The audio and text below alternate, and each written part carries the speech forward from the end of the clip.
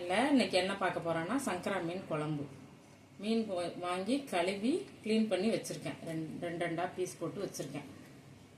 இது வந்து புளியும் ஒரு தக்காளி மஞ்சத்தூள் போட்டு கரைச்சிருக்கேன். இந்த மீன் குழம்புக்கு இந்த புளி வந்து இந்த சைஸ் அளவுக்கு எடுத்துக்குங்க, சரியாக இருக்கும். உங்களுக்கு அளவுக்காக தான் இந்த புளி காட்டினேன். முன்னாடியே புளி கரைச்சிட்டேன். 2 தக்காளி, 3 தக்காளி எடுத்ததில் 1 குழம்புல கரைச்சாச்சு. 2 தக்காளி நறுக்கி வச்சுருக்கேன். கொஞ்சம் சின்ன வெங்காயம் நறுக்கி வச்சுருக்கேன். ஒரு 4 பல்லு பூண்டு தட்டி வச்சுருக்கேன். கொஞ்சம் கருவேப்பிலை எடுத்து வச்சுருக்கேன். இந்த சின்ன வெங்காயமும் ஒரு 2-3 வச்சுருக்கேன். அடுத்து குழம்பு மிளகாத்தூள், வெறும் மிளகாத்தூள், கொஞ்சம் தேங்காய், கொஞ்சம் சோம்பு எடுத்து வச்சுருக்கேன். இந்த தேங்காயில் இந்த அளவு சோம்பு போட்டுக்கோங்க. போட்டு இந்த சின்ன வெங்காயத்தையும் இது கூட சேர்த்து அரைச்சிக்கணும்.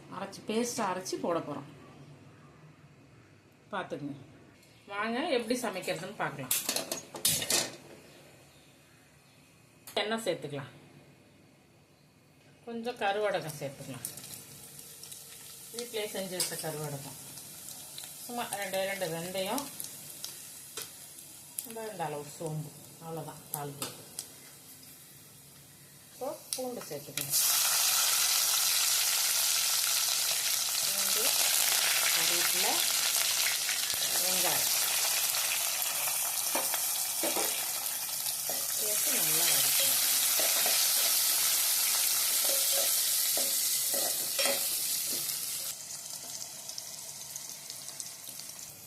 தக்காளி சேர்த்து வதக்கணும்.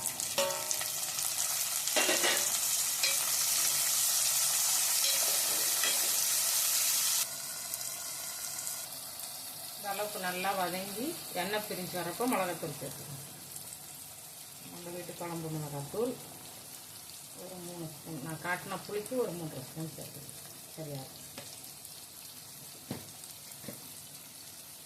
அது கூட நம்ம வீட்டில் அரைச்ச வெறும் மிளகாத்தூள் இந்த அளவு சேர்த்துக்கணும். கூட உப்பு சேர்த்து ஒரு வதக்கணும்.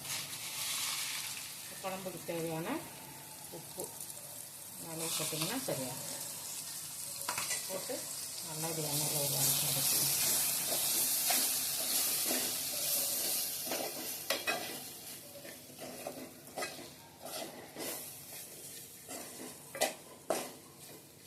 வதக்கிட்டு நம்ம கரைச்சி வச்சுருக்க புளி, ஒரு தக்காளி, கொஞ்சோண்டு மஞ்சத்தூள் போட்டு தண்ணியாக கரைச்சி வச்சுருக்கேன். குழம்பு கொதிக்கையில் திக்காயிடும்.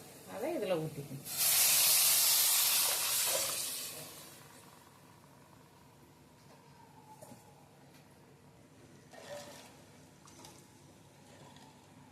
ஒரு மூடி போட்டு மூடி வச்சிடலாம். இந்த அளவுக்கு நல்லா குழம்பு கொதிச்சோன்னே நான் ஒரு மாங்காய் நறுக்கி வச்சிருக்கேன். மீன் குழம்புல மாங்காய் போட்டால் நல்லா இருக்கணும். ஒரு மாங்காய் நறுக்கி வச்சிருக்கேன். அந்த மாங்காயை கூட சேர்த்துக்கிறேன். அது கூடவே நம்ம அரைச்சோம்ல தேங்காய், வெங்காயம், சோம்பு அரைச்ச விழுதையை இது கூட சேர்த்துக்கிறேன். இதையும் போட்டு நல்லா கொதிக்கட்டும்.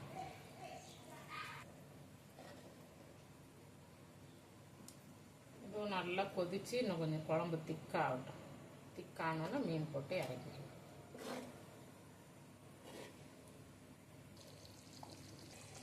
குழம்பு இந்த அளவுக்கு நல்லா திக்காக வந்துடும். கொதிச்சோன்னா நல்லா திக்காக வந்துடும். இந்த சமயத்தில் நீங்கள் மீன் போடுங்க. எப்பயுமே மீன் போட்டு ஒரு கொதி வந்தோன்னே சிம்மில் வச்சு ஆஃப் பண்ணிவிடுங்க. ஏன்னா இந்த மீன்லாம் சீக்கிரம் கரைஞ்சிரும். அதனால் இது போடுங்க.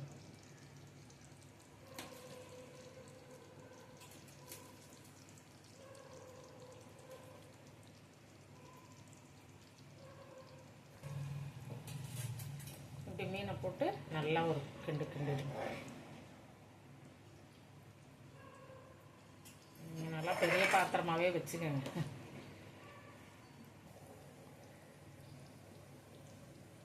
நல்லா இந்த அளவு கொதி வந்தோடனே ஸ்டவ்வை சிம்மில் வச்சிருங்க. சிம்மில் வச்சு ஒரு 2 நிமிஷம் 3 நிமிஷம் அப்படியே இருக்கணும்.